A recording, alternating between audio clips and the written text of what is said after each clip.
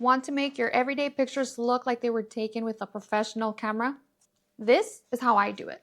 Hey Jem, I'm Ruby, and today we are going to be talking about the most underrated iPhone camera feature, portrait mode.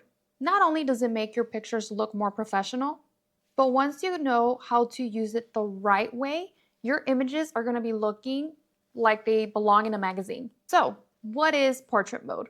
Basically, it mimics the fancy blurry background of a professional camera. Like when you see the subject is nice and crisp or in focus, and then the background just starts to melt away. That's called shallow depth of field.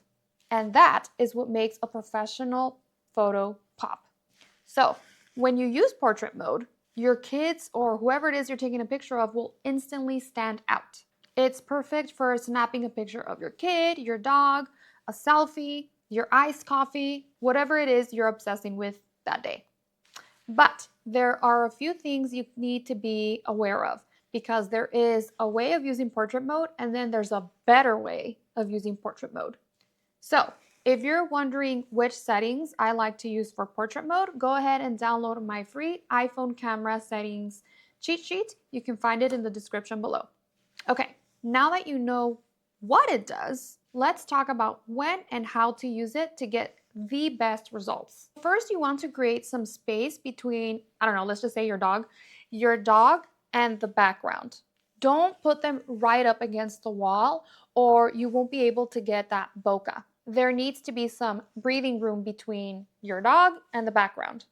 Next, you're going to want to take a few steps back. Make sure it's safe around you. And your camera should tell you step a little farther, so go ahead and follow whatever it is your camera tells you. But there does need to be some separation between you and your subject and between your subject and the background. When not to use it.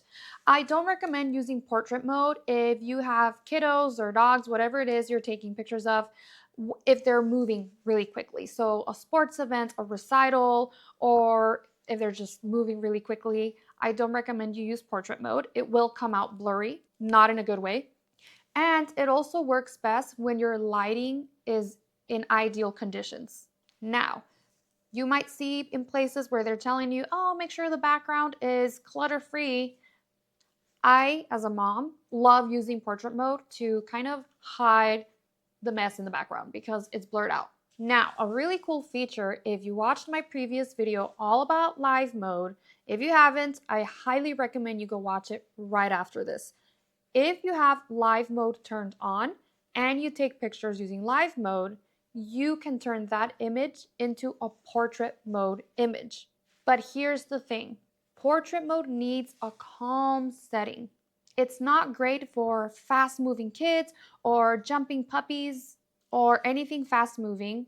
You'll want to make sure that your subject stays still long enough to be able to capture that portrait mode moment. Some common mistakes you want to avoid are using it in low lights. If it's too dark, don't use it, avoid it. And if you're too close to your subject or your subject is too close to the background, it's not going to work. So just don't worry about portrait mode and use live mode instead. So there you have it, quick and easy, portrait mode 101. Use it when it's a calm setting. Make sure the lighting is ideal. If not, you can always stick with live mode and turn that image into portrait mode. If you haven't already, go ahead and grab my iPhone camera settings cheat sheet.